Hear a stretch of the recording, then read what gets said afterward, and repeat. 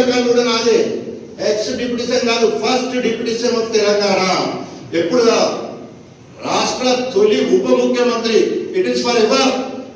జవహర్ లాల్ నెహ్రూ ఎట్లయితే తొలి ప్రధాని అంటారో, డాక్టర్ రాజేంద్ర చరిత్రలో ఇప్పుడు ఒక క్వశ్చన్ అది యూపీఎస్ లో కానీ తర్వాత టీఎస్పీఎస్సీ లో కానీ ఒక question, who is the first deputy CM of Telangana అంటే రాజన్న పేరు రాసి తీరాల ప్రతి ఒక్కడు.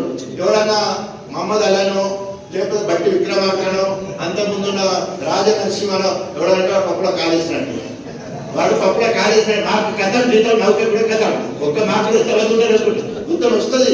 ఎందుకు ఇది మీరందరూ పెట్టిన భిక్ష, ఇది మీరందరూ పెట్టిన భిక్ష. మీరు పెట్టిన ప్రేమతో అభిమానంతో 4 సార్లు గెలిపించడం జరిగింది. ఎవరో ఒకసారి కోర్టు గారు చౌకడానికి కదా అయిపోయిందట, ఇది ఏంటైపోయేది. ఒక్కసారి రాజన్న దుమ్మి దురితే ఎవడుతున్నా కోటికి రమ్మను, నా మీద మాట్లాడే ధైర్యము దమ్ము ఎవడుతున్నది రమ్మను. కడిఎంసీఆర్ గారి తోక ముడుచుకొని పోతాడు ఇంకొకని రాజన్న అవపడితే తోక ముడుచుకోవాలి. నేను అడిగే ప్రశ్నలకు సమాధానం మన దగ్గర ఉండదు, వచ్చేటాళ్ళకు కూడా తెలుసు.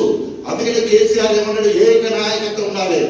ఈవెన్ ఒక నియోజకవర్గానికి ఎవరైనా రావాలంటే, దయాకర్రావు గారు ఇప్పటికి కూడా రావాలంటే రాజన్న నియోజకవర్గంలో మన నరేందర్ రెడ్డి చనిపెట్టాడ, నన్ను రమ్మంటావా అని. మన దయాకర్రావు మినిస్టర్ గారు ప్రైవేట్ ప్రోగ్రాము కాంగ్రెస్ నాయకుడు అనుకుందాం, నరేందర్ రెడ్డి గారు లేకపోతే నన్ను అడిగి వస్తాం. వినయ్ భాస్కర్ గారు ఎప్పుడైనా ధర్మసారి రావాలంటే నన్ను అడిగి వస్తుంది. పల్లరాజు అంతకుముందు ఎమ్మెల్సీ ఉన్నప్పుడు రాజన్న నేను ఎమ్మెల్సీ వాడికి రావాలన్నా ఇట్లా మా ఊరికైనా పోతే చెట్టు వచ్చిపోడు, ఎవరికైనా చెప్పకుండా వచ్చిన వాళ్ళ విజ్ఞప్తి వదిలేస్తున్నాను. అరే ఇంత ఎదుగానే వాడికి మొత్తం కొమ్ములు వస్తానే ఇక్కడికో. అరే నీకు అవసరం ఏమున్నది? వేరే ఇప్పుడు తీసాను అఫీషియల్ గా మా అభ్యర్థి నరసింహరావు, అనితా నరసింహరావు అని బీఆర్ఎస్ పార్టీ బలపరిచింది. అనితా నరసింహరావు బీఆర్ఎస్ పార్టీ బలపరిచిన అభ్యర్థి. ఏ బీఆర్ఎస్ నాయకుడైనా పదవులో ఉన్నా ప్రజాప్రతినిధిగా ఉన్నా ఎవడన్నా వచ్చి ఎవరు చేయాలి? రాజన్న అభిప్రాయం తీసుకొని సహకారంతో ఈసరికి పోయి నిలబెట్టిన అభ్యర్థిని గెలిపించడానికి ప్రయత్నం చేయాలి. అది ఒబీడియన్స్ అంటే, అది విధేయత అంటే, అది క్రమశిక్షణ అంటే. నువ్వు ఎక్కడో ఉంటావు, ఇక్కడ వచ్చి అక్కడ పెట్టి అడ్డ పెట్టుకుంటూ ఈయన నోడు పెట్టుకుంటూ ఏం చేయాలి? ఓడగొట్టాలని ప్రయత్నం చేస్తే వాడిని ఎంకరేజ్ చేసినట్టు ఏమనాలి, వచ్చేటోళ్ళు ఏమనాలి, వాడిని బట్టి తిరిగేటోళ్ళు ఏమనాలి. పార్టీ క్రమశిక్షణ ఉన్నాడా?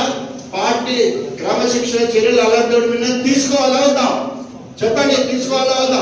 వాటి అమ్మడి తిరిగేటోళ్ళు కూడా హెచ్చరిక. పార్టీలో ఉంటూ పార్టీ వ్యతిరేక కార్యక్రమాలు పడన్నాడు, పార్టీకి వ్యతిరేకంగా మాట్లాడన్నాడు, పార్టీ నాయకత్వం మీద వ్యతిరేకంగా మాట్లాడినా కూడా ఎట్లా చేయాలి? పార్టీకి రాజీనామా చేయాలి, పార్టీ వాళ్ళు వచ్చిన పదవికి రాజీనామా చేయాలి. నువ్వు ఏ పార్టీకైనా పోయి ఏదైనా మాట్లాడుకో, ఏ వంటికైనా పోయి ఏ దోస్తారైనా చేసుకో.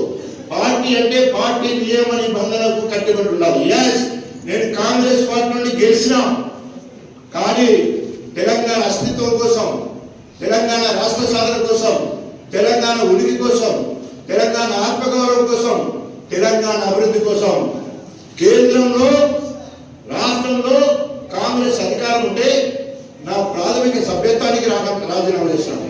నాకెంతో ఇష్టమైన వైఎస్ రాజశేఖర్ని కాదని వచ్చినా, ఆయన కొడుకు వైఎస్ జగన్ కాదని వచ్చినా చెప్పినా, నీకు జగన్ ఇష్టమా తెలంగాణ ఇష్టం అంటే నాకు తెలంగాణ ఇష్టం,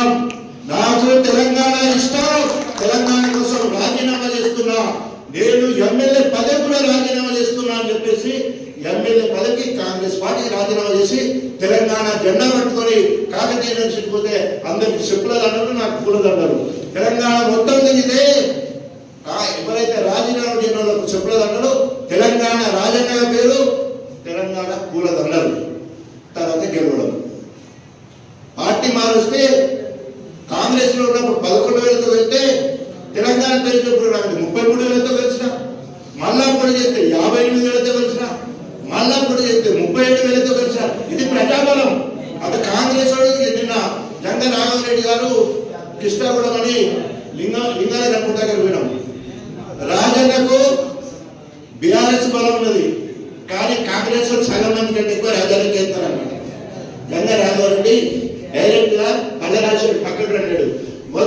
ఎందుకంటే రాజన్ ఎప్పుడు ఎవరిని కూడా కక్ష సాధింపు చర్యలు చేయలేదు, ఎవరిని పోలీస్ స్టేషన్ అక్రమ కేసులు పెట్టియలేదు. మంచితనంతో, ఆత్మీయతతోటి ఆ రకంగా వాళ్ళు ఇప్పటి వరకు నా కోసం ఉన్నారు. తెలంగాణ ఉద్యమకారులందరూ నా కోసం ఉన్నారు. అందుకే గణపురంలో చరిత్ర, గణపురంలో రాజన్నది ఒక చరిత్ర. చివరిగా వచ్చే 2029 ఎన్నికల్లో 4 ఆర్డినెన్స్ ఉన్నాయి మేడం. ఒకటేమో ముందు ఉప ఎన్నికలు, 100% ఉప ఎన్నికలు వస్తాయి, 100% నేనే నిలబడతా. ఇక రాసి పెట్టుకున్నది పక్క. ఎవరు వచ్చేవాళ్ళంటే అప్పుడే అన్నంటే ఇవ్వడానికి అనేది ఉంటుంది. దానికి నియోజకవర్గ ఇన్ఛార్జ్ కదా, నేనే చెప్తున్నా. ఒకవేళ ఎవరైనా వచ్చి వాడు తాను వీడియో తరని అని వేసాయి, నీకు ఎవరైనా టికెట్ ఇచ్చిందని ఒకటి, నువ్వు ఎట్లా ప్రజాప్రతినిధులు ఒకటి, నిన్ను నాయకుడు తయారు చేసిందని ఒకటి, నీకు వాళ్ళు ఏమేమి చేసిన నన్ను అడిగా, నేను లిస్ట్ చెప్తా. మొత్తం కూడా ఎదిగిన వాళ్ళు ఎవరైతే ఉంటో వాళ్ళకి నేను ఏమేమి చేసినా నేను లిస్ట్ చెప్తా. నీకు ఎక్కడ తక్కువైంది, లోపల ఎక్కడ తక్కువైంది, అక్కడ ఏమి ఎక్కువ పెడతాను అనే మాట కూడా మాట్లాడాలి. ఎందుకంటే ఎవరికి భయం లేకుండా అయిపోతారు. రాజేంద్ర ఎంత శంకరుని సంగతి తెలుస్తుందా? 3వ కన్ను తెరిస్తే రాజన్ అంటే బోలా, శంకరుడు 3వ కన్ను తెరిస్తే భస్మమే.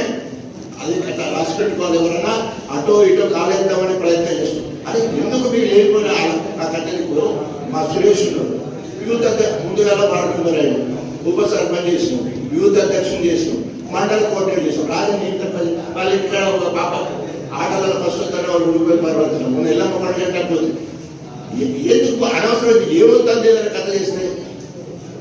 ఎందుకంటే దయచేసి మీరు ఎందుకు ఒక ఉదాహరణ చెప్తే గుణపాఠం ఎదురు వాళ్ళకి వస్తారని నేను తీసుకోవడం జరిగింది. దయచేసి మీరందరూ ఒక పార్టీలో ఉంటే 10 మంది అయినా నిక్కార్సులు ఉండాలి, 10 మంది అయినా నిక్కార్సులు ఉండాలి. ఆటో కాదు ఇటు కాదు ఇరుగుతుంది పంగల్ బాతాయి అంటే ఇప్పుడు ఇరుగుతుంది, ఇరుగుతుంది. అప్పుడు ఏది బాగుంటుంది? పంగల్ బాతాయి అంటారు. కాబట్టి